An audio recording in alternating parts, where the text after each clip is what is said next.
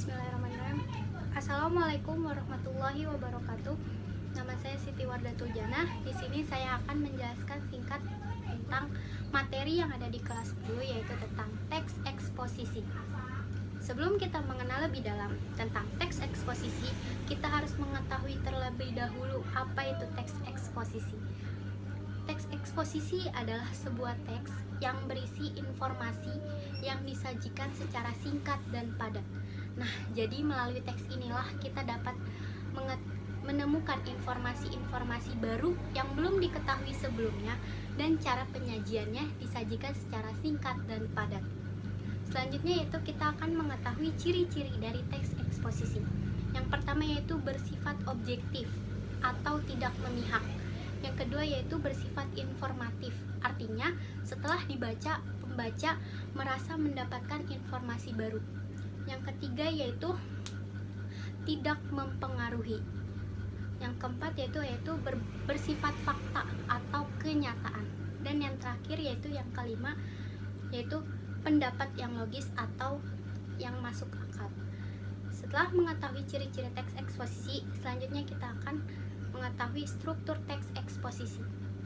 Struktur teks eksposisi dibagi menjadi 3, yaitu yang pertama tesis atau orientasi, yang kedua ada argumentasi atau isi, dan yang ketiga ada penegasan ulang. Kita bahas yang pertama yaitu tesis atau orientasi.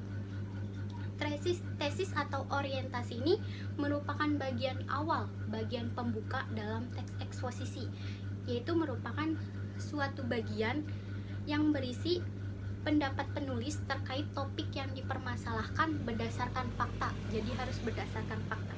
Yang kedua ada argumentasi atau isi. Argumentasi atau isi ini suatu bagian yang berisi penjelasan-penjelasan secara detail mengenai pernyataan pendapat serta mengungkapkan fakta sebagai penjelasan argumen dari penulis. Yang ketiga ada penegasan ulang. Bagian ini merupakan penguatan atau penegasan kembali terkait tesis yang diungkapkan penulis yang didukung oleh fakta-fakta yang ada. Selanjutnya yaitu kaidah kebahasaan teks eksposisi.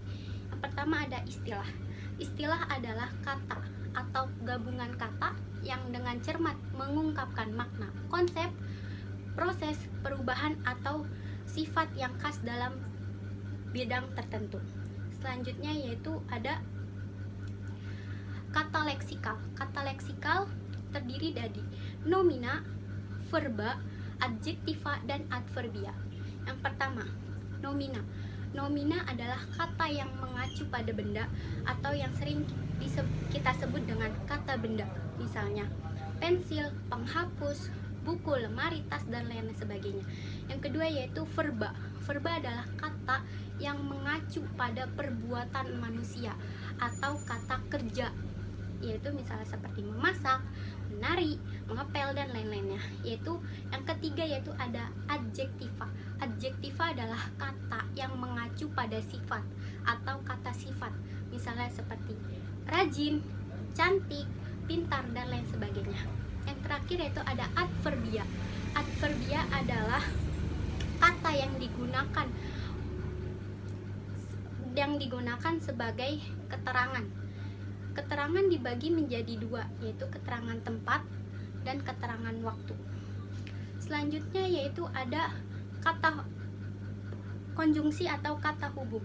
Kata hubung berfungsi untuk menghubungkan satu kata dengan yang lainnya, satu klausa dengan klausa lainnya, dan satu kalimat dengan kalimat lainnya.